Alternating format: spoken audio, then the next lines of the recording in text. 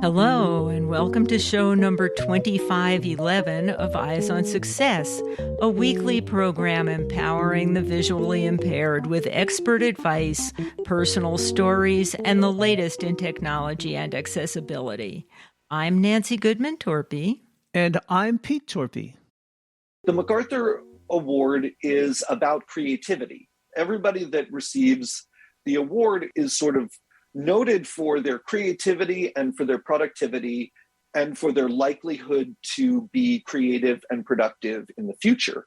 So the way I read it is that this is a public and very prominent acknowledgement of the fact that accessibility is about taking risks and finding creative and challenging ways to make the world more accessible. And this is a real acknowledgement of the value of that kind of creative input to the accessibility process. Last week, we spoke with Josh Miele about his new book, and this week, we'll learn more about his contributions to the field of assistive technology for the blind. We'll speak with Josh Miele, blind since childhood and one of the 2021 MacArthur Fellows, about how his work in the field of accessibility led him to receiving this special award. But first, for our tip of the week. Well, Josh Miele had a couple of good tips for us. Here's the first one. There's lots of accessibility work going on at Amazon. Some of it I'm involved with, some of it I'm not involved with, but I'm proud of all of it. And one of the things that has come out recently that folks may not know about is that if you read your Kindle book, first of all, you can read your Kindle book using Alexa. Most people do know that. But there's a new feature which gives her the ability to add inflection to quotations. So when you're reading something, when you're reading like a novel and there are quotations, it doesn't just read straight through with the same voice. She adds emotional inflection to the quotes using machine learning based on the information contained in the text. So if, for example, it says, she said angrily after a quotation, Alexa reads the quotation with an angry voice, which is really cool and is quite surprisingly significant in the improvement of the reading experience when you're listening to a text-to-speech book. I really recommend people check that out. That is something. It's amazing all the new features they keep coming up with. And on a separate theme, but also related to these smart speakers that you can talk to, it really is amazing to be able to use your voice to do so many different things. I mean, voice shopping is a great example of something that everybody wants to be able to do, but is particularly exciting for blind or visually impaired people or for people with physical disabilities who can't, have more difficulty making it to the store and traveling around in it. The ability to, just use your voice to shop or read or make calendar appointments is really powerful, especially for folks who are just sort of getting started in their blindness journey, because sure, you can use your smartphone to do so many of these things like shopping or reading books or whatever, but the learning curve on using an iPhone with VoiceOver is pretty steep, whereas the learning curve on using Alexa is pretty gentle. So I think of Alexa as having the potential to be a really great onboarding tool for blindness tech and access to information, because, while you're getting started in your blindness journey, you can listen to podcasts, you can read books, you can, do all of your shopping, and you can access information that allows you to build your skills in other areas, such as learning how to use a smartphone. It makes it really easy. Yeah. And just so our listeners know, you could also listen to Eyes on Success by saying, Alexa, play the Eyes on Success podcast. Try it out sometime. Support for Eyes on Success is provided by Biped AI, the Swiss startup behind Noah, an all-in-one mobility tool worn on the shoulders. NOAA provides audio GPS instructions, detects obstacles, and describes surroundings in real time using its live AI feature. More information is available at biped.ai. And by the Blind Institute of Technology, a global nonprofit organization dedicated to advancing accessibility and inclusion. BIT offers training programs and connects skilled professionals with disabilities to career opportunities. More information is at blindit.org.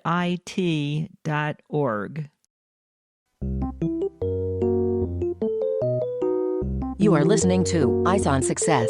Success, success, success, success, success.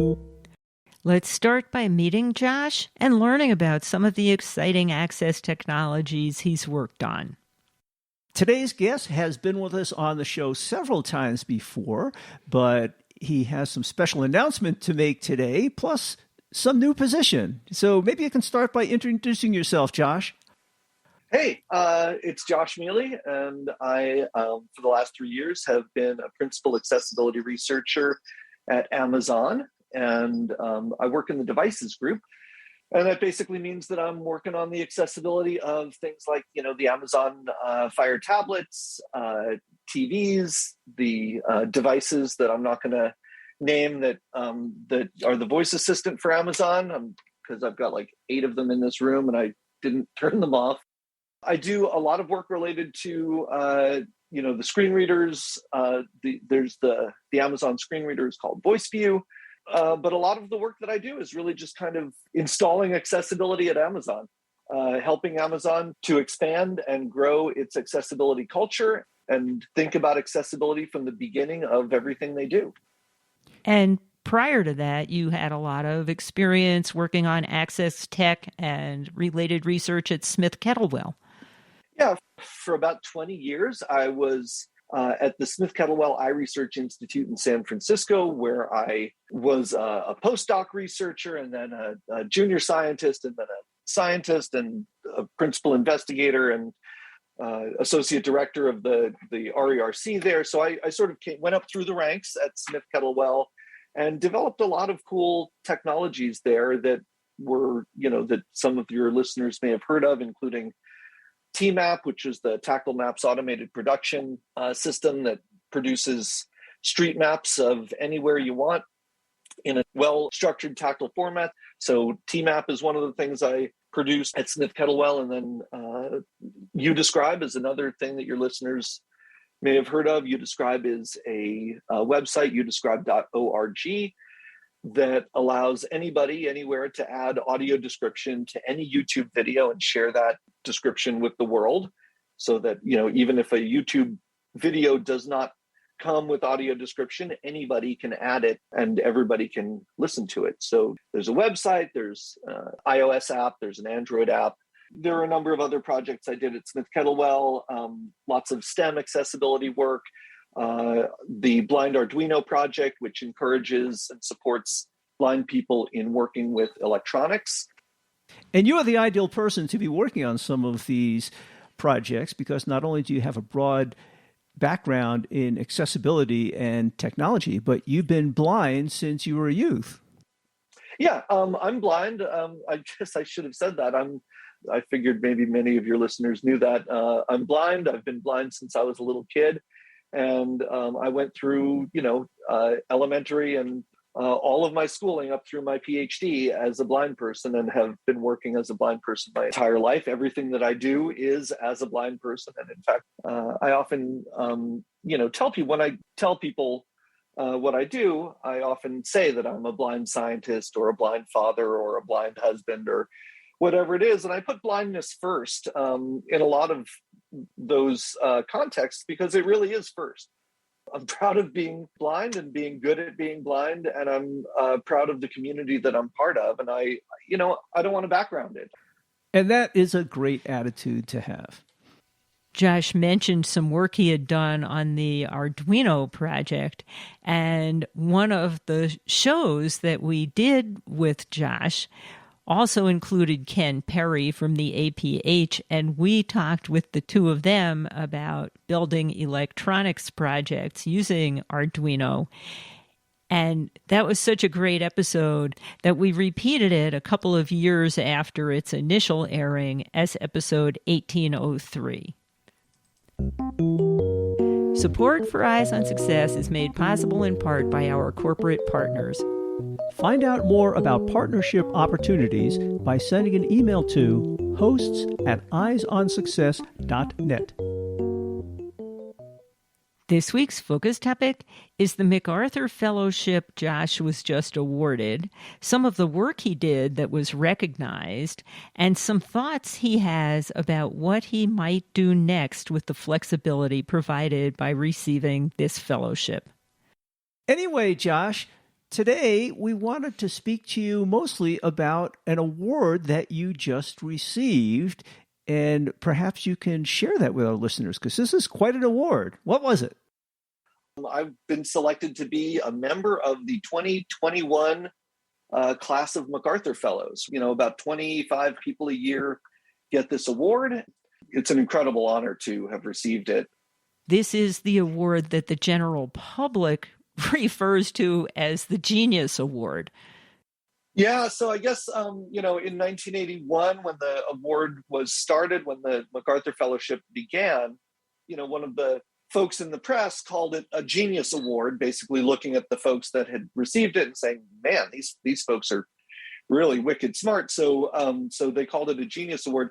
And it kind of stuck. And I think that the MacArthur Foundation themselves don't call it that, but they certainly, I think they don't mind that it's called that, but I think that they let other people call it that rather than calling it that themselves.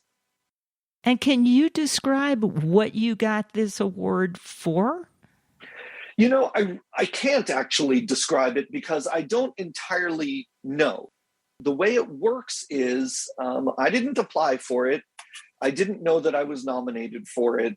And that's the way it works. Nobody who receives the award knows that they've been nominated, and nobody, you don't put in an application. And so when they called me to let me know that I was going to be receiving it, they read me a bio that they had written. But the things that they listed were things like You Describe and TMAP and some other projects, including the Wearabraille and my work in STEM, and also some of my work at Amazon, including my work on show and tell and my support of Braille on Fire tablets. And so I can only assume, since they mention those things, that those are the things they know about and the things that they appreciated about my work.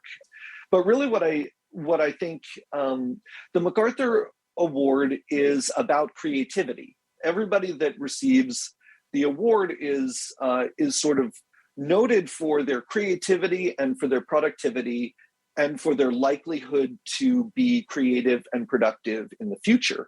So the way I read it is that this is a public and very prominent acknowledgement of the fact that accessibility is about taking risks and finding creative and challenging ways to make the world more accessible. And that this is a real acknowledgement of the value of that kind of creative input to the accessibility process. You focused on your contributions to the field of accessibility as the reason you in particular received this award. But just to be clear for our listeners, the MacArthur Award is not limited to contributions in the field of accessibility. This branches over many other fields and almost any endeavor of life. Yeah, there are a few other people who have gotten the MacArthur Fellowship who have been in the accessibility field, maybe 3 or 4, but the vast majority, there have been about 1,000 MacArthur Fellows, and the majority of them are artists and scientists and creative people, activists working on human rights and many other areas, but creative people doing good in the world and making positive changes. Lin-Manuel Miranda, for example, was a MacArthur Fellow, I believe, in 2015. So, people like that, playwrights, filmmakers, scientists, etc. So I feel like this is not just me being recognized, this is our field being recognized as being valuable and making an important contribution to the improvement of society. Josh, are you the first blind recipient of the MacArthur Fellowship? Definitely not. There have been 2 prior recipients who were blind. I believe maybe even more, but I haven't gone through each one, and I don't know. There are many names on the list that I haven't heard of, right? So there may be more that I'm not aware of. But Ved Mehta was a fellow in 1982, I believe. Ved Mehta being a very famous literary figure who is also blind. And then I believe Gerard Vermeer was a fellow in maybe 95 or 96, and he is a blind scientist at UC Davis who studies like the paleontology of mollusks or shells. I'm sure there's probably a proper name for that discipline that I'm not pulling up at the moment, but he's also blind. So I am the 3rd blind recipient that I know of, and there may be more that hadn't even been mentioned that they're blind. In addition to being quite an acknowledgement of yourself and a tremendous pat on the back, I understand the MacArthur Award also comes with a substantial amount of cash to enable you to pursue some other activities that you might not have been able to pursue were it not for the monetary part of the award. Can you talk a little bit about that and what your plans might be for that? Sure. The fellowship comes with $625,000 over a 5-year period. So I get a little over $100,000 a year as part of this fellowship. And the money is, they say very clearly that it is no strings attached. So that is money that I get. I'm going to have to pay taxes on it. And it is money that I can use in whatever way I see fit to further my creative work. So if furthering my creative work was helped by paying for my kids' college, I could do that. If it was, going to Vegas and putting it all on red, I could do that. I don't plan to do that. But the money is certainly a very exciting opportunity because, all of the work that I have done before coming to Amazon was grant-based work. It was all research that was funded through grants, and writing grants and asking for money to do accessibility research and development is very time-consuming. It's a lot of work. It's exhausting. And not particularly fun. It's not particularly fun. And, for every grant that you're successful with, you write quite a few that you aren't successful with. And it takes up a lot of time, as you noted. It is an exhausting and very time-consuming process, and very discouraging sometimes. So this means that the money that the MacArthur Foundation has given me or will be giving me means that I can pursue a number of projects around accessibility that aren't necessarily part of what Amazon want, not a priority for Amazon, not a priority for the federal government.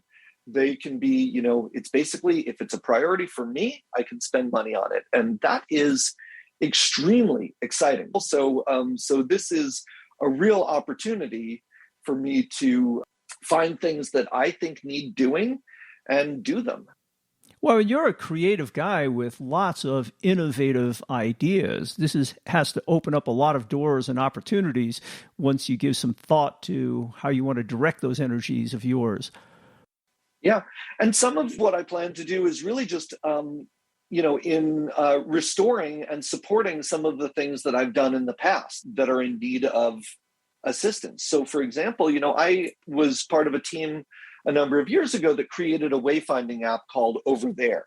And Over There was a really simple little app that you could just point your phone in different directions, and it would use GPS and the orientation of the phone to tell you what was in that direction. And it used a very a unique audio interface and a gestural system that made it really, really easy to use. You could drop your own points of interest in so that you could mark places that you wanted to be able to find again. And then just by sort of, rotating your phone around, you could hear all of the stores or points of interest that were nearby, within line of sight.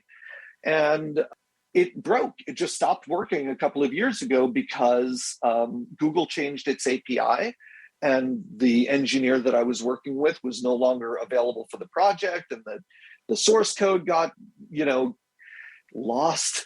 And so reviving something like Over There is really something that could be, now that's a possibility. That's, if I can find the right engineer to reinstantiate Over There, that's the kind of thing that I might do. But there are also new things that I'd like to do. And some of them are about accessibility, and some of them are just creative, cool things that I think would be fun. So what other ideas might be germinating in your head about how you might be using the prize money in the future? One thing that I don't think we've talked about before is I'm also a musician. I'm a bass player, and I've learned Braille music about 4 times. Once when I was a little kid, then several other times. It's like, oh man, Braille music is a real challenge. It's very difficult. I learned it as a kid and never used it. Yeah. And so I've always wanted to learn jazz standards, but I never had the patience really to sit down and memorize them. And by the way, BANA, the Braille Authority of North America, doesn't have a very robust system for what we call chord charts. Braille music is really cool, but it's designed for scores. It's designed for classical music and fingering and octave notation and melodies. Whereas jazz chord charts, it's just, you play this chord for a measure, you play that chord for, half a measure, you play these, this chord for a quarter measure and this other chord for a quarter measure. And so it's really just chord names, C7 flat 9, etc. And the Braille Authority of North America doesn't have a nice way of representing that kind of stuff. So my buddy Roberto Gonzalez, who you may know, we basically developed a system of Braille chord chart writing that can be translated from music XML. So basically, we found by exporting XML chord charts from iReal Pro, we can turn them into beautifully formatted Braille chord charts using this new system that we've developed. It's really succinct and elegant and easy to read, easy to learn. So one of the things that I want to do is publish a couple of volumes of jazz in Braille for folks that want these chord charts using this Braille system that we developed. And maybe that Braille system can become part of a new standard. So music is, Braille music is one of the things, Braille chord charts, this what we call jam Braille is one of the things that, that I might be able to do with this kind of flexibility. Great. Well, we will look for that and the fruits of any of your other creative ideas that might come along with or without the help of the MacArthur Award. And we congratulate you once again on winning that terrific honor. I really appreciate it. It's such a pleasure to talk to you again. You are listening to Eyes on Success. Success, success, success, success, success. Now for this week's final item, how you can learn more about accessibility projects Josh has been involved in, both at Smith Kettlewell Institute and at Amazon, and how to contact him directly. If people had questions for you, is there a way they can contact you, or do you have a website? I do have a website. My website is mielelab.com. It's mielelab.com. That's probably the best way to get in touch with me. You can use the contact form, or all of my social media is listed there. I'm on Blue Sky and LinkedIn and Instagram and Facebook, and super interested in hearing from folks about what they think. Could you give contact information for your current group at Amazon that's doing such exciting work in Access Tech? Sure. I mean, the best way to find out what's going on at Amazon is by going to amazon.com/accessibility. Not only does that website have all the information about our current accessibility offerings and any information about upcoming events or anything that you might want to know about, but it also has ways to get in touch with us. So that's amazon.com/accessibility. And for any of your prior projects, people can find that by going to Smith Kettlewell's website? Yeah, the Smith Kettlewell website still has lots of information about the, you describe and everything. So you can go to www.ski.org. So that's the Smith Kettlewell Institute. And of course, you can go to youdescribe.org to find out more about YouDescribe or to view YouTube videos with audio description. And we will have links in the show notes associated with this episode to interviews we did with you about YouDescribe and Arduino, etc. So people should look for that. And if you look in the show notes for episode 2511, you'll find all of that contact information.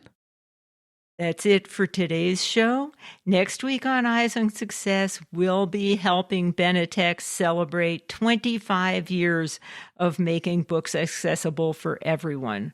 Benetech's work has transformed how people with disabilities access information. We'll talk with founder Jim Fruchterman and current CEO Ayan Kishore about the evolution of Bookshare, the use of artificial intelligence in accessibility, their global certified accessible program, and how Benetech's efforts have impacted digital publishing and education for everybody. So thanks for joining us this week. We hope you share Eyes on Success with a friend, and we hope you'll join us next week. You've been listening to Eyes on Success, hosted and produced by Nancy Goodman Torpey and Peter Torpey. You can access the full archive of previous shows, subscribe to the podcast, and much more by going to our website, www.eyesonsuccess.net. If you have questions about anything you've heard on the show or have suggestions for future shows, send an email to hosts@eyesonsuccess.net. Thank you for listening and have a nice day.